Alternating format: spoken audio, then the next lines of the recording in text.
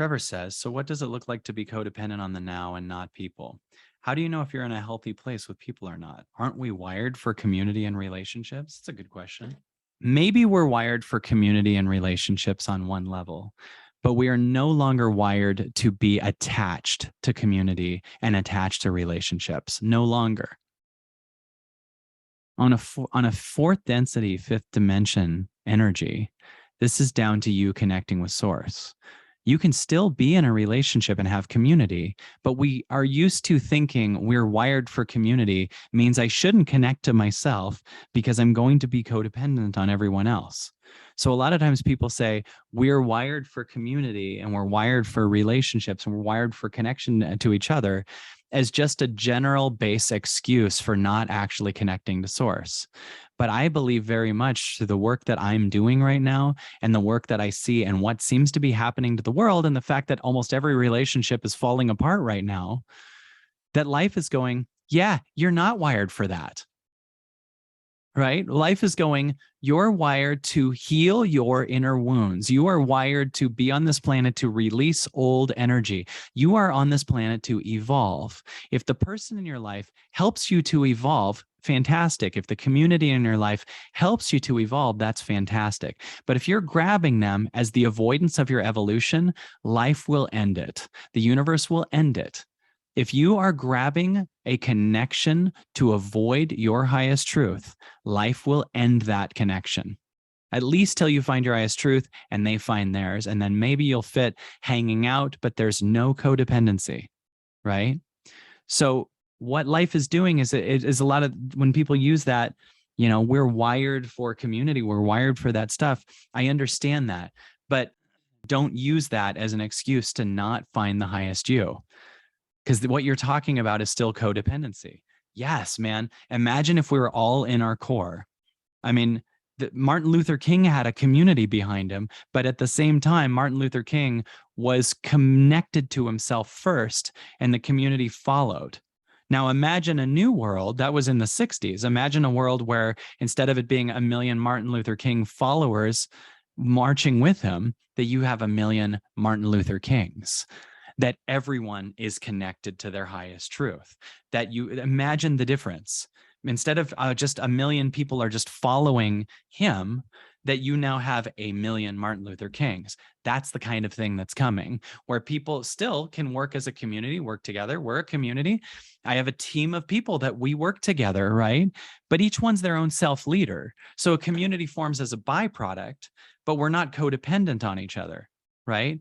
Like I'm working, then Mary's doing her thing and she's following her heart and she's creating beautiful art and working in her way. And we find the greatest version of everyone. And a community is a byproduct of each person on the team, but everyone is in their own highest truth, right? So we're all not just being like only, just only one way and everyone's a follower. I still obviously lead and make the executive decisions in most cases, but at the same time, I want the greatest version of each person. Right? So a community still forms, but it's not out of the same kind of codependency. It's out of a byproduct of everyone is self-leading. And you find when everyone's self-leading, we all agree almost all the time. We have the same kind of like thing. If every person's self-leading, everything's in like a collaboration and we find an answer that always comes through because we're in a complete place. So community and relationships are totally allowed as long as they are a byproduct of your evolution. If you are not growing while you are in the relationship or the community, and it's literally stopping you from your growth, then life will knock it out of your hands. If your soul is sacrificed so that you can keep someone else happy because you're just so scared to actually say what you truly feel or see who you truly are or actually follow your heart, life will knock that person out of your hands because you're losing yourself in that. Does that make sense? Trevor, does that help? What if that leaves you pretty lonely or isolated for a really long time? So take out for a really long time because that's time which doesn't exist. And that time is adding so much more strain to the loneliness. The loneliness is only one thing. It's your judgment of the now. That's all loneliness is. So loneliness is here for a reason, to get you to stop judging the now, to get you to be okay with the now. See, if you're in the now and you're constantly looking outward for someone else, you're going to be lonely because you're escaping the now for the idea of a person and staying at a lower physical density, trying really hard to find something that's outside of you for happiness, right? But if you're feeling lonely, that's an opportunity to connect to the now and be present for the character from your past that still exists in your body to fully feel lonely within you. And as you're connected to the now, the character of loneliness can come up, come to light, and dissolve. Loneliness is not actually someone's not there. Loneliness is you're judging the now, right? You really start to grow when you realize the pain you're in literally has zero to do with the actual circumstances, right? Like you might think that your pain is you're going through a breakup, but it could be you're scared that every way is regret and life is trying to heal your regret. Do you get what I'm saying? Life is trying to heal your idea you could regret something, right? You might think there's another example for breakups. You might think it's a breakup that you're going to miss the person, but it's also really a purge of the you that always tries to fix that relationship. Like there's a moment when your fixer just gives up and lets go. And then when you break up or you let go of something, you don't just let go of the thing outside. You let go of the you that held them. You let go of the you that kept it. Right? So you also break up with an aspect of you that protected you at one point that no longer serves you. Right? So all of these things are here to bring light to the idea that inside is a pattern that's trying to be healed. And when you're feeling lonely, don't just fill it with a person, right? If you do, you're just pushing loneliness under the carpet, right? And when that person leaves, you'll still be lonely. The base default setting is still loneliness, even if you marry the person. So that's why that's not the solution anymore, because this thing's going to fester up. The loneliness is still festering up, even if that person's there.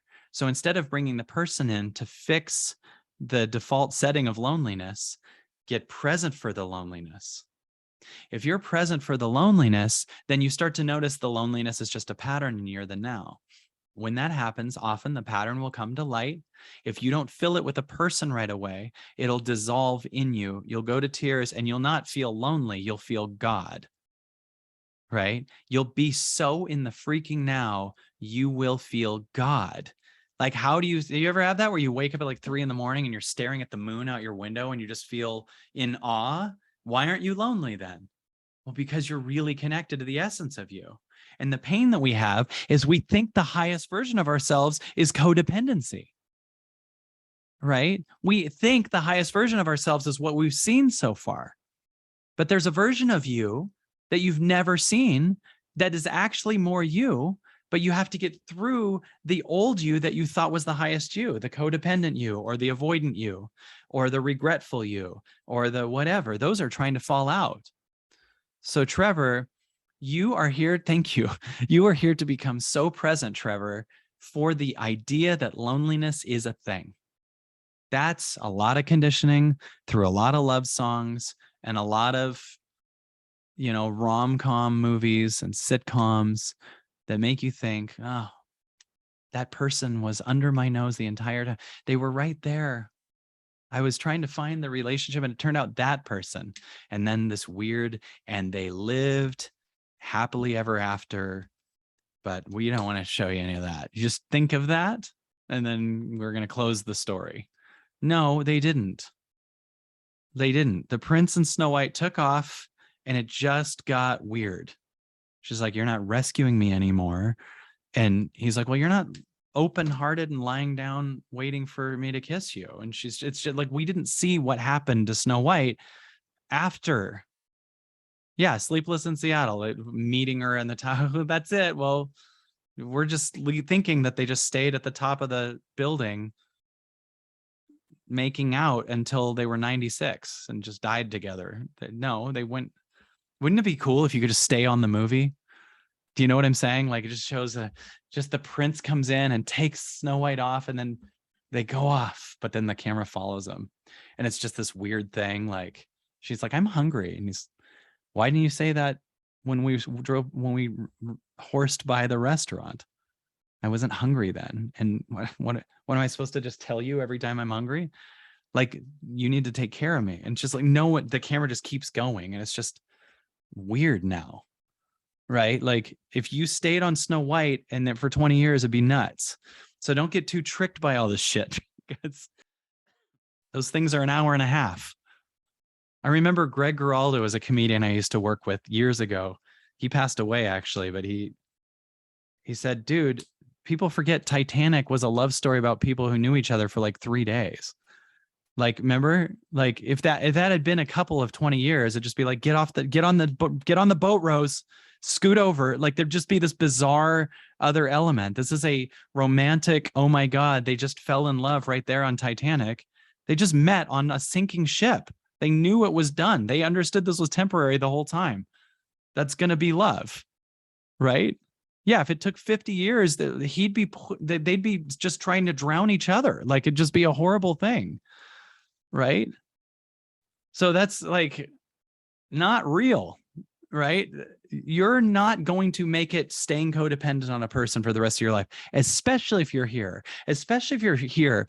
Why are you on this planet? Are you on this planet to just fall in love? Or are you on this planet to seek the truth? Like, really be real with what your highest intention is. Love can be a great part of your life. Love can be massive and wonderful, and you can have a good relationship. But what if you're not here just for that? What if you're here to find out what you truly are? What if you're here to heal things? What if your hierarchy really is true? I move in alignment with what is me learning today? What is me merging with my soul? What is me like, don't just go, like, our problem is we don't really keep a hierarchy, and we make decisions on one hierarchy that's just give me a relationship. And then another hierarchy that's find my soul. So what if you just decide the number one goal is meet my soul, right? Or truly find out what I am. And then does the relationship fit in with that? This is a different life.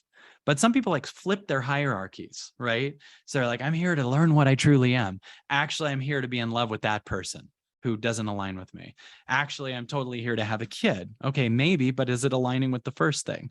Oh, wait, I'm here to, you hear how we kind of switch it around, right?